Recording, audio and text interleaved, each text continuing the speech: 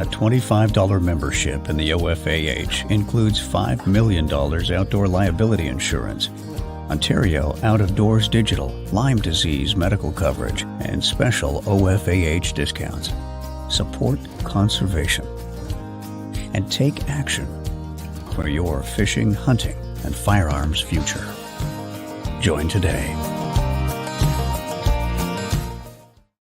All right, welcome to another episode here of the Spring Fishing and Boat Show and Getting Personal. And we've got David Chong's going to be on in just a few minutes. But, I'll tell you something, at the Spring Fishing and Boat Show every year, one of our, the Federation of Anglers Hunters right by the front door. And we really, really, really support them. And we appreciate what they do for us as a whole. And you know what? I'll tell you, even with COVID happening, they're still working behind the scenes and ensuring we have the opportunity to enjoy the outdoors. So make sure you're supporting the people that are supporting you. So we're going to start our next episode with none other than David Chong himself. Dave, are you there? I am. How are you doing? Is this Dave or is it Bob Azumi? Hey, we're going to start that right off the bat or what? Eh? I was just going to say, I knew that would come up at some point. Right off the bat, I'm going to come out hitting. I've known you for over almost 30 years now, maybe more. Yeah, at least. It has to be 30 years, dude. I still remember the David Chong tackle sales in the garage. Like, they were the best sales ever, That was a long time ago. But it was. I'll tell you.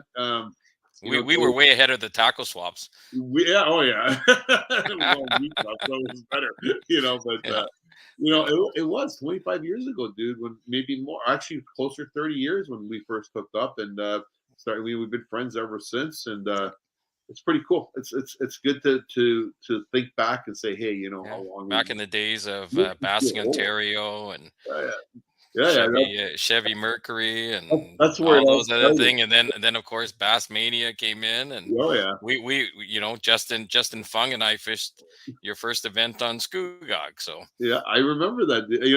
That I just you brought Bass Ontario. So Bass Ontario, we were in Bob Cajun, and this is where it all started, and we never stopped and let out on it. So I was with this guy named Dave, Joe. I was fishing with Joe, sitting there with Joe, and we're telling her about all the guys that were in Bob Cajun because that's where the classic was. And I remember Dave walked by, and we just finished telling her guys like Bob Azumi here and everything. She goes, really? And I go, yeah, there he goes, just walked by right now. She literally ran out of that restaurant and chased you down. We've never stopped on that ever since, and but you must get mistaken quite a bit though. It never gets old, and trust me, there's no shame in being mistaken for an icon like Bob Azumi. Yeah. I mean, he's a good friend of mine as well, and him and I even joke about it and stuff like that. But it happens time. I wonder if he ever gets asked, "Hey, are you David Chong?" You never know, right? It could be. Oh, I think you might have froze up here for a second. Oh, you're there. All right. So, yeah. I thought you froze up. No, I thought I froze up too. Probably both did. But Dave, you got into the sport. It was a long time ago. And you came in hard. You came in hard right out of the hole, and you did very, very well in the tournament scene even from back then. Is there any main highlight in your career that really stands out? I know you won a lot of stuff. You won boats, you won money, but is there a highlight in everything that really stands out over everything in your career? There's a lot. There's a lot. I mean, we've you know how the game works in tournament fishing, and there's ups and downs, and if I had to pick one, I would have to go with a fairly recent one, and it was with Team Canada winning, the Pan American Championship against the likes of David Dudley, Scott Martin, Roland Martin, Jacob Wheeler, who's argumentatively the best bass tournament angler right now, and Dustin Connell beating all those guys from a heavily stacked U.S. team. was it wasn't for money. We didn't win any money for that, and that's not what that was about. That was all about national pride and representing Canada. And they brought up, I remember that because we were there. They were like heavy hitters, and and just talking about that. Brian Latimer, Yeah. Mark Daniels Jr., Jacob Boroznik. Geez, it's almost a who's who of bass fishing. Down there. Cody Meyer, who's they met business, dude. They were meeting business. Oh yeah, serious stuff there. Yeah. Oh yeah, and actually about that event, like the Mexicans, right? Like honestly, like that young guy that brought in that 27-pound bag in that 4 the first day, first half of the first half of the play. It was like you know what? I had no choice to make that call. You know what I mean? Like at the end of the day, it was no. Listen, that was a great call. You were put in a tough situation with the weather, and you did the best you could with what we had to deal with, and I thought it worked out perfectly. Yeah. Well, we did. It was like, so the folks know, we did 2 halves, right? So we did like a football. We had a first half and a second half. You guys came in at 12.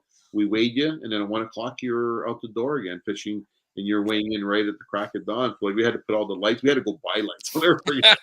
We got early, but but it was definitely a memorable event for all of us, right? And it was, and we had great anglers here that were part of that team, and it showed because you guys didn't beat them by a lot, but it was just like a spit on the bucket. It doesn't matter.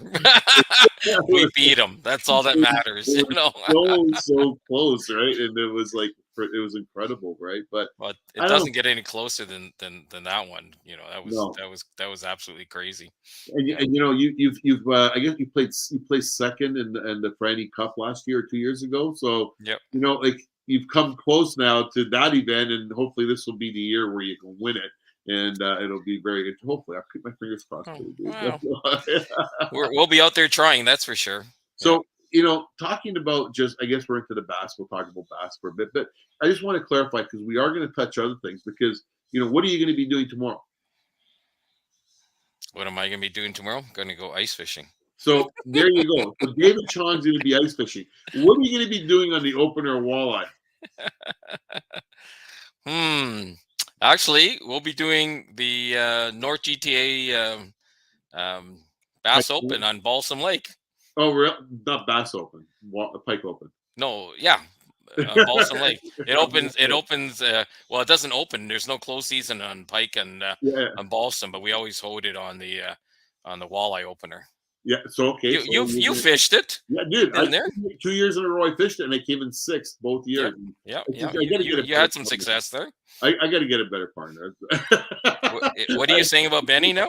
I love Benny, dude. Honestly, I'll fish with that guy any day. It's like he's the most entertaining person to be on the boat with. Like, so it's like, he's story, and I harass him all day, right? So like we're always about who caught the fish, and he chased my lure in and he bit your rod, bit your line. Like, you can't win. But you know what? It does bring me, talking about pike, probably a memory that I will never forget, fishing with David Chong on his boat on Lake Dalrymple. Do you remember that club tournament we fished? Yeah. Do you remember that? Yes. I remember you getting into the walleye there. Yeah. Do you remember what I caught? Yeah. On my lure? Yep. Catfish. No, when I caught you caught the snell. No, dude. I caught a pike. I caught the eye of a leader. You remember? Right. That's what I mean. You snell leader. Yeah. You actually hooked the loop of the wire leader. That was incredible, dude. I'll never forget that. That was phenomenal, right? Because it was like, think about that. Think about how small that is. I was just gonna say, did you buy a lottery ticket that night? I should have. You should have. I think. What are the odds? You know what? If you remember correctly, we went back to the cottage and we had that major fish fry. Jared Dean still talks about it today, dude. I don't know what you did with that fish, but it was great, So, but you've done so much with the industry, dude. Like you've done. It's not just bass fishing. You've done you got into it hands in. You got into the manufacturing side of things where you're distributing, and you're working with some great people right now. Mhm. So how does that evolve for you? Like, how does that keep going for you? Um, well, listen, you know, it doesn't really feel like a job, to me because I'm just so passionate about fishing. And about my career in the photo industry and the fact that I had a couple stores, and when digital came around, changed everything, and it almost seemed like a natural progression to actually go full time into the fishing industry, and rep a bunch of great product lines. I've been with been doing ultra tungsten since day one, with Bobby and Cindy. Just another, couple. There's just so many great people in this industry. Companies like Daiwa and Z-Man have been just incredible, whether as sponsors or as lines that I rep and represent to retailers and to the general public out there. So I know you're when it comes to Cindy, and you guys, you work a lot, especially with the Alpha Tungsten. Have you? You must be instrumental in some of the design of some of the stuff over the years. I would think. No. Oh yeah, yeah. We sit down and we brainstorm about what we're bringing out next. What we need next, and we've done a lot of mods to different things, and there's a lot more coming. We've got tungsten swim bait jig heads coming, and Oh wow. tungsten Ned heads coming.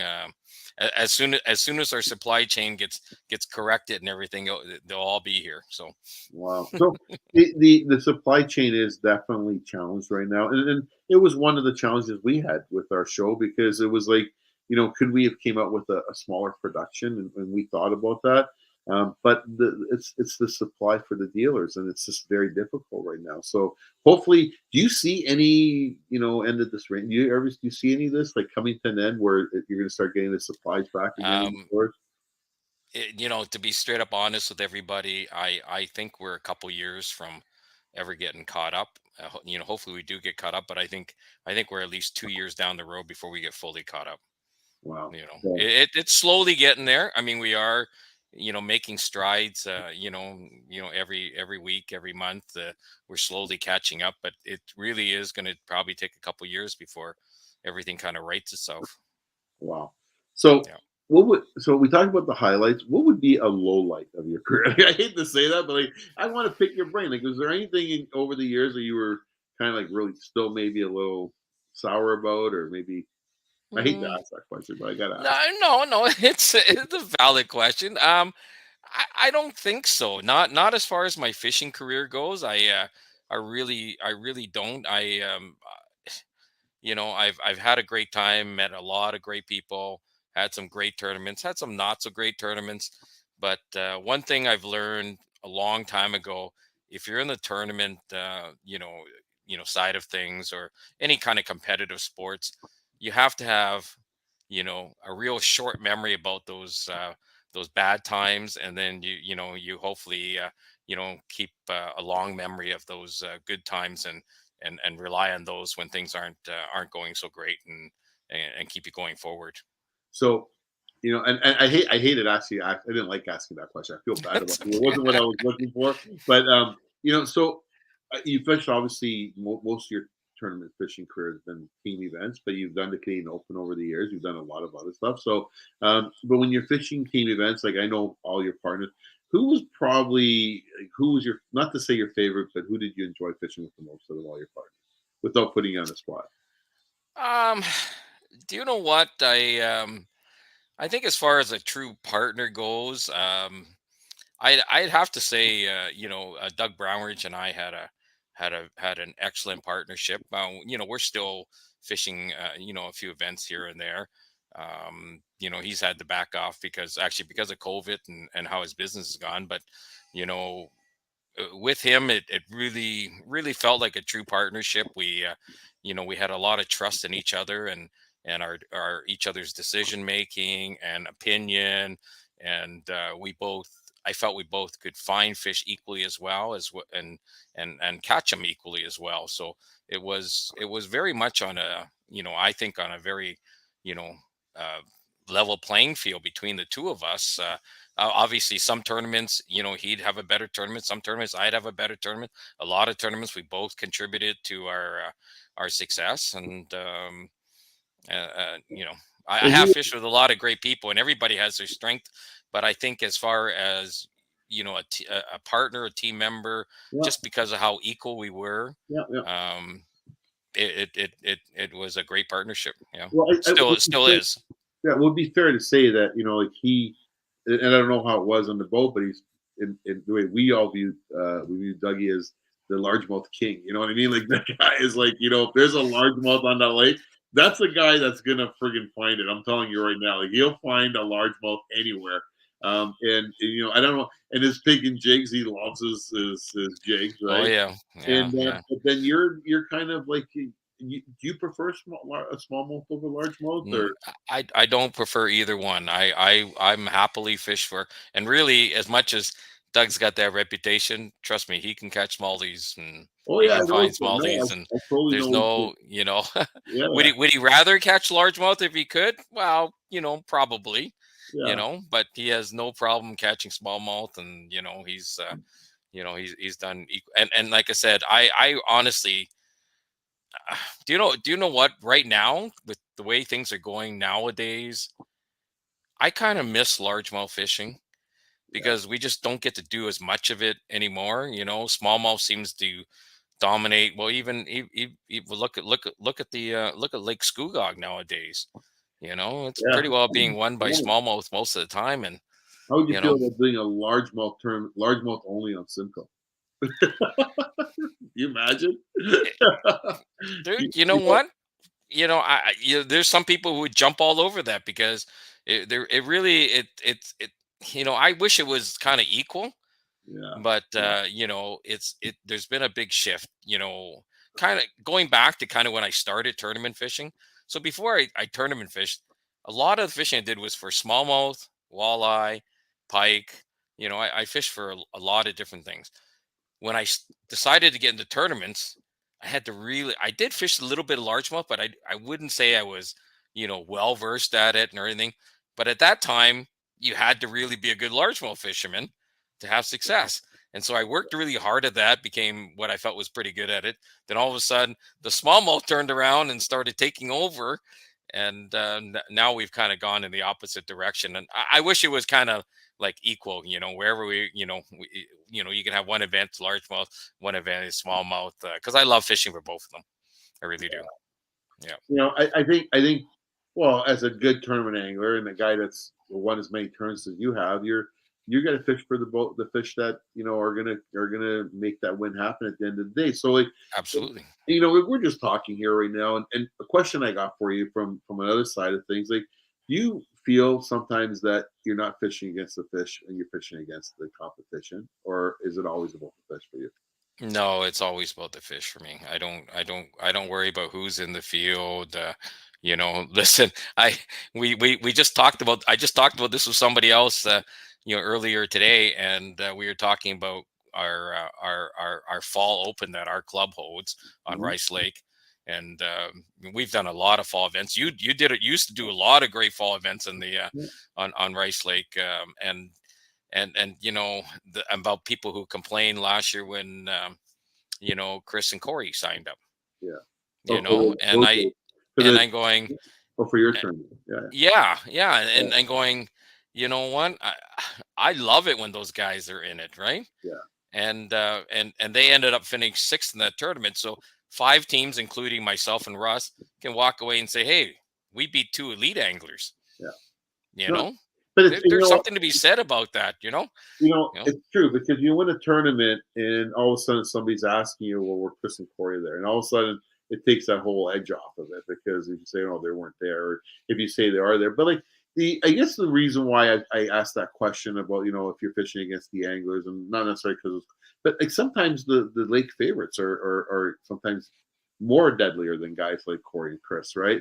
Hmm. But the only thing is why I say that is because you get some guys that will fish like on certain lakes where smallmouth are more dominant. You get guys that are better smallmouth anglers than guys that aren't, right? So I guess that becomes a bit of a challenge where you guys sit there and figure, okay, well, if I know I'm going to that lake, and I know like that guy is now bringing that average to me what I need. So if I know I'm going to Rice Lake for argument, and I'm not going to mention guys' names, I don't want to mess anybody out of shape, but if you know they're good for 22, 23 pounds, or if you're fishing against Dave Chong and Joe Ford, and they come in with a 25-pound bag of largemouth, so you got to try and figure out like how are you going to beat these guys at their own game, right? So Yeah. it's true, right? Like I don't see the thing is I don't really look at who is bringing in those bags. I Before every tournament I do kind of look at or think about what's it going to take to win on this lake at this time of year. Mhm. You know, you know. And you guys went after largemouth that day. Like that was like, and it proves what you're saying is true. Like out of all the fish to go after, especially on Rice Lake, you guys went out and hammered the largemouth and won the tournament. So let you want to talk about that a bit there, because it was a lot of fun. And and and the thing was how things worked out is we did start off fishing for smallmouth because we know most of the time these days smallmouth wins on rice. Yeah. you know it But it wasn't really going all that well. Unfortunately, Joe did lose a big smallie early in the day, and then things were kind of really tough, and we talked about it, and we talked about going to more known Yeah. smallmouth areas. And I kind of just said to him, hey Joe, we did this event because we wanted to fish a tournament together. And I said, the whole thing for me is if it stops being fun, stop fishing tournaments. Yeah. I agree. And I told him, so let's just have fun. How it plays out is how it plays out. Let's look at it this way. I looked at it and said, this is the day two of 2 1 days on rice. So a lot of the smallies have been beaten up on the first day. Okay. And I said, you know, I think we should go largemouth fishing. And he's kind of looked at and tilted his head, looked a bit, and then going, listen, Oh, look. if Okay. we go do that, it's going to be much more fun than, sitting on a hump and, Yeah. waiting for smallies to come up or waiting for them to decide to bite. And, we can, we Oh, can yeah. pitch and flip and target, areas. And, he goes, and I said, if nothing else, at the end of the day, we would have had fun, however it works out. Because let's face it, right now, the smallies aren't working out anyway. So let's go have some fun and see what happens. And, we start targeting some stuff that both of us know, different trees and stuff like that, and target things. And probably about 20 minutes into it, I catch a five pounder, and I just looked at him and going, yeah, we're not deviating from this. If this is the only big fish we catch for the rest of the day, it's fine. At least catching fish like this is so much fun. Yeah. And it ended up working out. Well, and it's sometimes I believe that the fish feel the energy from the boat. And for whatever reason, like and a lot of times you're fishing with it, and when you're enjoying yourself, it just seems you can't keep those fish off. And Yeah. then when you're down and you're down, it's like it's just you can't buy fish, right? Yeah, and sometimes it's sticking, to what you're doing as well, because for the first when we started doing that, I don't know, I probably put the first 5 fish in the largemouth in the boat, and Joe's, he's a great angler, and he's going, I wish I can, I wish I was contributing. Unfortunately, he was, but he was taking care of the muskie that were there. He was taking care of the walleye that were there. He was taking care of the pike. He was catching everything, but unfortunately bass. And I said, just keep plugging away, dude. Yeah. We're close to a real good sack here. And then sure enough, and Ooh. this is funny. I said, we got to be starting to head back. And we started coming back, and I said, well, both of us said, well, we should stop at this section, which we bypassed coming up. And there happened to be a couple that were pulled off into on the shore there. And we came by, and they going, hey, how's it going? They were really friendly. And I said, hey, good. How was your fishing? Go, oh, we haven't caught much today. We just thought we'd take a break. And they said, how about you guys? I said, well, we've got a couple of good fish here, and, we need a couple more, and we could have a really good. And as I said that, doesn't Joe set into another 5-pounder? Wow. And it literally, all of a sudden, well, it's a largemouth. Yeah. Well, this thing jumps 3 feet in the air, and I'm going, oh my God, get that thing to the boat. We need it in the thing. And then after that, he caught another one that called a small one, like a 3-pounder. And he caught I think he caught like 3 or 4 fish in a row. And when for the rest of the first part of the day, like I said, he was catching muskies, walleye, pike. It wasn't thing. And, a lot of people, that gets in their head, right? Yeah. When they're doing that. And, luckily we both have enough experience and stuff. And it's part of it's your partner's onus is to try to keep you, if you're kind of feeling down because of thing, your partner should be trying to pick you up, and trying to encourage you and stuff like that. And that's kind of, what it did. And it really worked out in the end. We really still thought that somebody would probably still get a big bag of smallies and beat us, but we knew we had enough to put on a real good showing. And but it ended up, we ended up winning it, so that was awesome. So, Dave, you're still young. We're pretty much the same age. What's your future? Like, what do you see your future in the tournament scene? Like, how do you think? Where do you think you're going to be 10 years from now? You're hoping you're still going to be Hopefully still fishing tournaments. Bob Izumi's, he's that guy, right? He'll be, Yep. And the thing is, Wayne still fishes tournaments, and we'll see him at the Canadian Open, and he's always like he likes playing the odds, like going back to like the fish and stuff, and he'll if it's a smallmouth factory, we're in Kingston doing the Canadian Open. He's going after the largemouth. He's got to prove a point. So Yeah, I know, but nowadays what happens is, my take on it is, being calculating like that nowadays with the caliber of anglers we have out there, I honestly don't think you're going to win tournaments doing that. no. You really have to a lot of times just roll the dice and go for it. And that's because there's so many good anglers out there right now. It's some of the young anglers. Honestly, I wish we had more young anglers, but man, some of the young anglers we have out there right now, they're tough, and they're Cooper's prime. Cooper. You know what? I'm gonna follow him at some point. So he's a phenomenal angler. And Yeah. Danny, his partner Danny's phenomenal. There's Yep. a lot of young anglers right now. Joey Tiafoli, Yep. Mario. There's tons of great young anglers that are Mhm. stepping up to the plate. So it's going to be interesting to see, what this whole season's going to look like in 3 years from now. Some of the young guys when I was coming up was, they're not that young anymore. The Barry Graves and Joey Mazinski's, and Yeah. they were the hot young guns. And Even Corey and Chris, dude, like they were yeah, babies oh, when they absolutely. started, right? I think Corey won the Canada US walleye with us back in the day. dude, I think I fished my first tournament against Chris when he was, I don't know, 9. He fished with Lynn, and going, now look at them. They're Elite Series anglers, and Yeah. it's great watching them on live. That's what I do a lot of times in the fish hut. Whenever I'll be doing that this weekend when they're on the when they're down on the Harris chain. I'll have live playing on my phone there while I'm fishing. So Yeah. They're good great guys. following them. And Gussie, Gussie's down there too. Gussie's a great guy. They work hard for what they got. And Gussie's he's a phenomenal walleye guy too. People don't know that, right? But Oh, he's just a phenomenal multi-species angler. Yeah. Oh yeah. So And hopefully Cooper, is able to make it to the elites. That'd be incredible to have another Canadian there.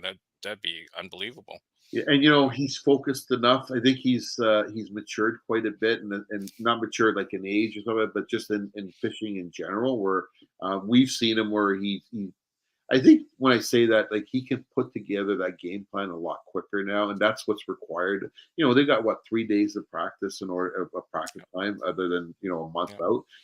So I think it's pretty. How have you ever considered fishing in the States? Like, have you ever thought maybe going down and doing your Well, we've gone down to do team championships. We've gone down, with divisional teams with the different federations, and I've done a few what used to be EverStart events and stuff like that. And at this stage, and you know what, it's being away for the length of time. It's good to do when you're young, But you You really have know, to dedicate a lot of time to it. yeah, but it's a lot of time involved. Obviously, there's a lot of money involved, especially U.S. dollars, which Yeah, makes it a little tougher. So I'm thrilled to see Cooper have enough support, whether through sponsors or yeah, family and stuff like that, that he's able to go chase his dream. And to fish 9 opens yeah. That's in a a lot. year, That's huge. there's not many guys who do that and Yeah, or can do it or able to do it. But I think, Coops, he's got it. He's got his eye on the prize. yeah. He's very focused. He knows what he wants to do, and he's not going to let things distract him. And that's what you need to be like. So Yeah, and, you know, and he's coming back for the Canadian Open. Like, what I mean? Like, it's just like blows me away. Like, this guy's like, we talked earlier with oh, Dan about fuel and this and that. I can only imagine your fuel bill at the end of the year. And like oh this, no, especially these times, we don't even want to talk about it. But like, yeah, the Canadian Open, well, we seen what happened with Barry last year. Like, he ended up winning the national championship angler of the year, which was $10,000 US, hmm and then he had a chance at $250,000, which he came in 10th place, right? I yes, mean, yeah, no, he had you know what I he mean? had So, he had a great tournament down there. Like seriously, having fished like team championships and yeah, and divisionals and stuff down the state, or fished enough down in the states to understand how tough the fishing can be down there. yeah, oh yeah, And for Canadians who don't fish those bodies of water to go down there and have success, yeah. Oh, it's super impressive. I mean, that might be the second highlight. If you had me make me pick one, was the team championship we had down in Norfolk, where Doug and yeah, I ended up finishing ninth out of I think 182 teams or something. pretty cool. And we were literally one fish from qualifying to fish for a Bassmaster Classic, Yeah, and we were one fish each day from, and not even a big fish, like 1 3 pounder each day, and we would have won the entire tournament. yeah, yeah, And just to be that close, and to be, I think we were the only team in the top 25 that wasn't from Missouri or Arkansas. yeah. So it shows you how Hard. heavily skewed that was to local knowledge, and yet somehow a team from Canada who's never fished there before Yeah, came down, and on 2 days of practice was yeah. able to figure out enough to finish in the top 10. So I mean, Wow. we were absolutely thrilled to be able to do that. Well, we're going to Gunnersville this year. So for the Canadian Open guys, so the first and second place. Oh, Gunnersville. I knew that would make you smile because I know you're thinking that restaurant we went to, right? What was that restaurant where Oh, the Hibachi what was restaurant? it? The Rock House Eatery or something No, like it that? was good, right? It was It good. was So phenomenal. yeah, Phenomenal. we're like Vita and Victoria. We're planning on, and I think Nicole's coming. We're pretty sure we're going to go down this year to the Toyota Championship, and so it's going to be Nice. interesting. So Cool. we got two spots for the pros, and this year the Canadian Open will be pro am again. So we have the am sided, which surprisingly, how many guys are calling for am positions, an opportunity to fish with guys like yourself and other anglers. So You know what? If you have any interest in tournaments, pro-ams, fishing as yeah, an amateur, good way to if start. that's one, if I go back and look Yeah, at my tournament career and say, what would I, if I could do anything different, I probably would have fished a few pro-ams. yeah, I kind of just got a boat, jumped into a whole hog, and we had some success at the yeah. beginning, but there was a lot of ups and downs the first few years, like I think anybody had. But But I you don't think know, we you had as much back then as they have nowadays. Like we didn't have like we had Bass and Terra, we had GM, we had us, yeah. we had Top Bass even. But now there's just seems like there's so many events happening on a lot of these lakes. So like there are opportunities for guys to get in. But with the pro am, I agree with you. Like, you're getting a front row seat and you're getting a pro that's helping you hmm understand that stuff, right? So hmm it's Well, and that's the thing with our pro-ams being, a team format. yeah, Whoever you're drawing, you fish as a team together. It's to the pros' benefit to make sure you understand exactly what's they're doing, exactly what's going on, how he wants you to fish, or how we're going to catch these fish, because you're working as a team during that event. So, the yeah, your learning curve is so much lessened by fishing as an amateur in these pro-ams. and Absolutely, you know 100%. two AMs from the Canadian Open. also go down with the pros to fish as co-anglers in the Toyota Championship. So Yeah. you're gonna get a chance to draw. You're gonna get a chance to draw some, our top guys as well as some top U.S. guys, right? So it's a great way to get into it. So before I let you go, I just want to touch base on what you're planning on doing tomorrow and what we're planning on doing in November. So we're pretty excited. We've been kind of piecing it out, letting people know here Hmm. and there, but and I'm excited that you're going to be one of our speakers. And Dave, as much like the ice fishing world just doesn't have the credibility or have the guys that shine. Like Gord obviously shines because it's Gord Pizer. Sure. He shines in Of everything course. he does, right? You know what I Yeah. mean? Yeah. And Jim does. He's got the magazine, but like, in the whole world of ice fishing, it's really a YouTube world. It's like like we got Meeks coming. We got guys that how good success, but I know how good you are as an ice fisher. You've always done really well at ice fishing. So and you're going to be one of our speakers. Are you excited?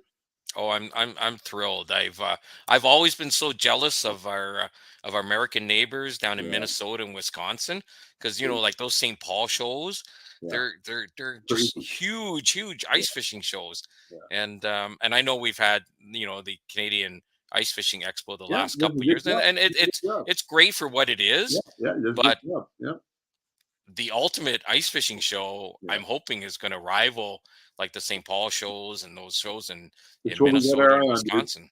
It's what we Yeah. have our eyes on, and it's not because they got a great thing, and so we're not challenging them. But we want to mimic that here. We got some. Well, we're building an ice tank, so you're going to be Yep. the first No, guys to that stand on an ice tank and do a presentation. That's kind of cool. You know what I mean? I'm actually it excited is. about that, Yeah. and it's something I've always wanted to do, and now it's like really happening. So it's really cool. And Yeah. for people who don't know, it's going to be a tank that's going to have a platform on top that's going to look like an iceberg, and we're going to have David Chong up there.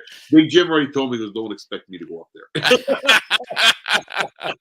Are we hopeful that Mr. Pizer is coming down to join us too? Oh yeah, he's already announced it. So Oh, okay. he's our headliner. So and That's we're phenomenal. yeah, we're Good. talking to a couple of guys from the States. We got Meeks coming, he's for sure. I think Ashley Ray's going to be joining us this year as well Perfect. too. Awesome. So She's we got a great lineup of people. Like yeah.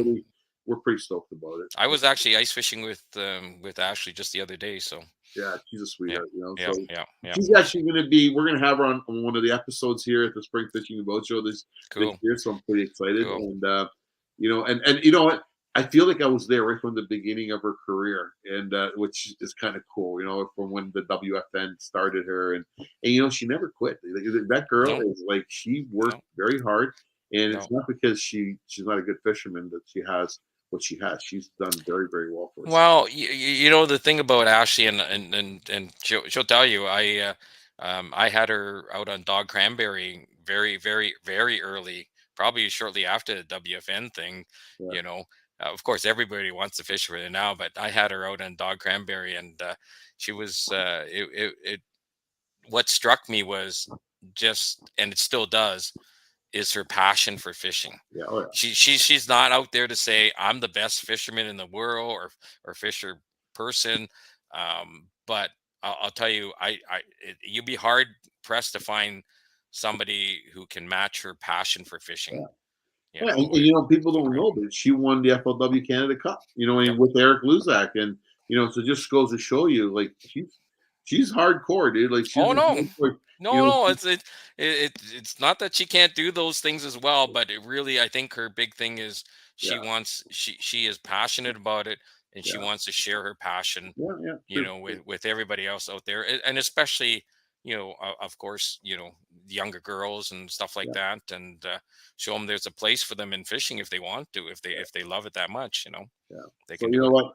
I think fishing has a place for everyone, and a lot of Hmm. times it's a great place to go to when you just need to get out, and regardless whether there's COVID or not, there's no COVID when it comes to fishing. So get on out there, have some fun, and There's there's no better place to isolate during COVID than on the ice. I'll tell you that. very true. So, but Yeah. I do want to thank you for coming on, Dave, No, and my pleasure.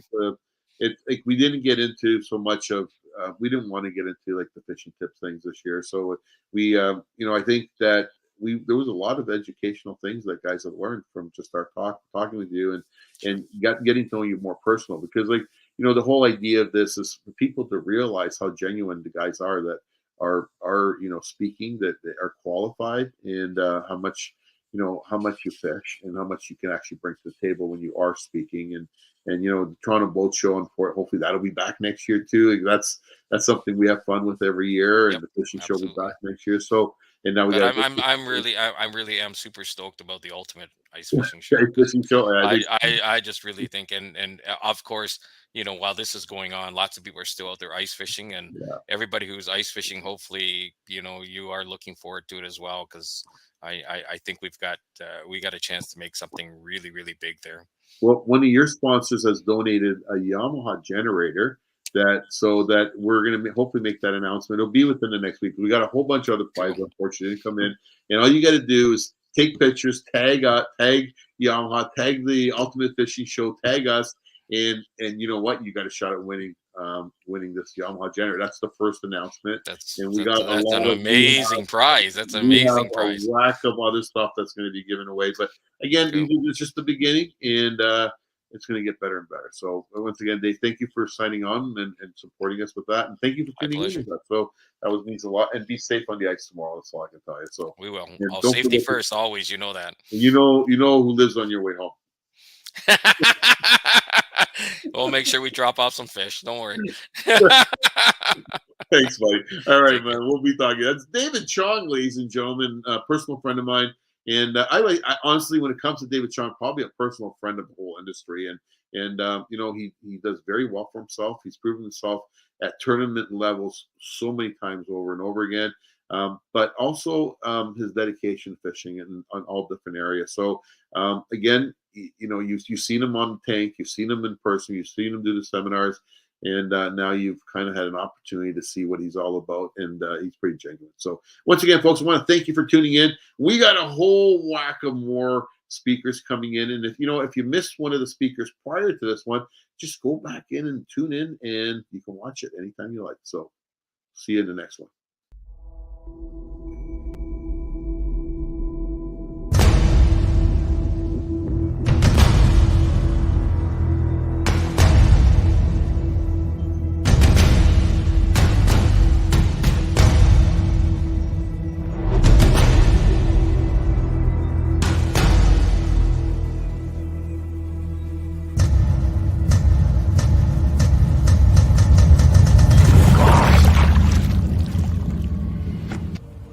So the Zillion is actually probably 6 or 7 years old right now. And it's pretty cool to see what they've done. The one thing about Daiwa is that they have always strived to be better. They have never been complacent on where they are. They're constantly looking to upgrade, to make something better. They have never just settled for, hey, we have a really good product. We have a really good Tatula. We have a really good Zillion. They have constantly pushed the envelope to be better. And really what they've done now is they've come out with the new Zillion SV. They have basically taken all the technology that they have learned over the last 6, 8, 10 years and everything they've done, and they've improved on it and made it better. And now they've crammed everything they possibly can into one reel, and that's the new Zillion SV. It's basically the culmination of all the different technology that they've come up with and just crammed everything into one little sexy package. It's kind of crazy.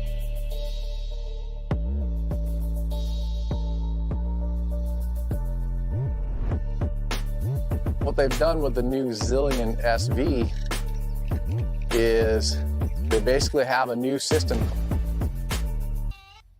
What that does is it gives you the characteristics of the SV, the castability. It's a 2-stage braking system that gives you the braking like an SV does, where I can sit there and cast this bait. And I'll show you right now. I can cast this thing and take my thumb off the spool And I just made a long cast and it does not backlash. That's a big long, I mean, I just cast that thing 50 yards, 40, 50 yards, and never put my thumb on the spool. Something about, the gearing in it has a really, really fine-tooth gearing, which makes it really, really smooth.